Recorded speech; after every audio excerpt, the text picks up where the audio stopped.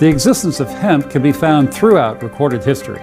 Food, medicine, elixir, textile, hemp is thought by some to be the first crop domesticated by our ancestors. In ancient India, it was blended with milk and spices into a drink believed to aid digestion, relieve fever, and ease dysentery. Some thought it made the body more alert, calling it the nectar of the gods.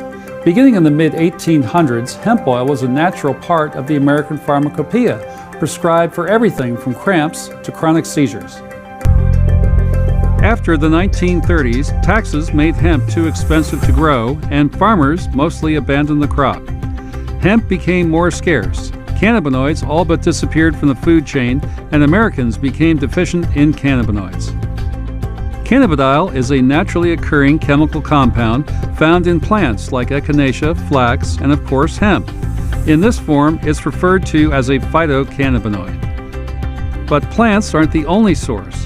Cannabinoids also exist in the human body and can even be found in breast milk. Some researchers contend they play a critical role in early childhood development. Regardless of the source, cannabinoids work in conjunction with the body's endocannabinoid system, also known as the ECS. The ECS is a network of cannabinoid receptors found in the mammalian brain and abdominal organs. This system plays a key role in regulating many natural functions, including mood, sleep, and appetite.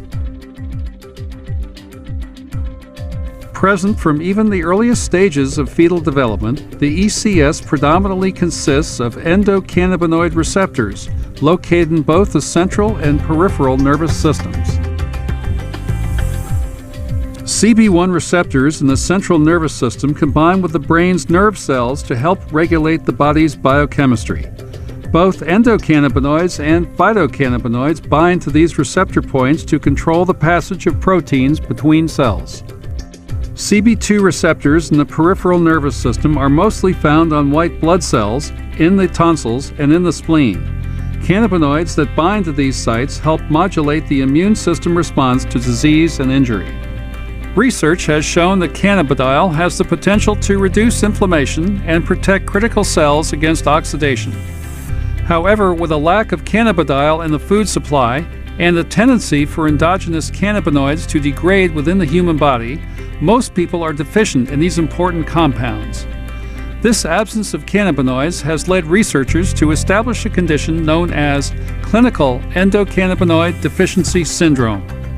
A diet rich in phytocannabinoids, such as high-concentration hemp oils and hemp seeds, may offset this deficiency. The discovery of cannabinoids and the endocannabinoid system has forced the scientific community to rethink how many of our most debilitating diseases function and how to treat them. As it turns out, so many of us are deficient in this fundamental substance that plays a key role in keeping our bodies balanced and healthy. These receptors are an intrinsic part of who we are, leading us to ask, are we starved of cannabinoids?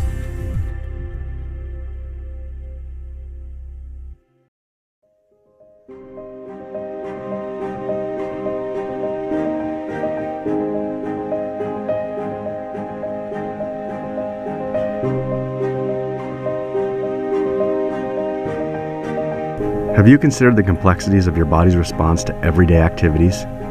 Take something simple, like running. Everyone has their theory about what makes a healthy body, what makes one lifestyle better than another. Some of them may be true, others maybe not. But we know that phytocannabinoids play an essential role in helping our bodies maintain an internal state of balance. When our endocannabinoid systems are nourished, we sleep better, we're focused, and our moods become more stable. Our bodies were built for cannabinoids.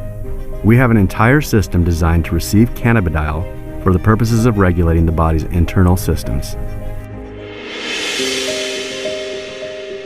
When you experience what a well-balanced endocannabinoid system feels like, what will you find? Will you discover something within you that you didn't realize you had? When you nourish your body with phytocannabinoids, how will you thrive?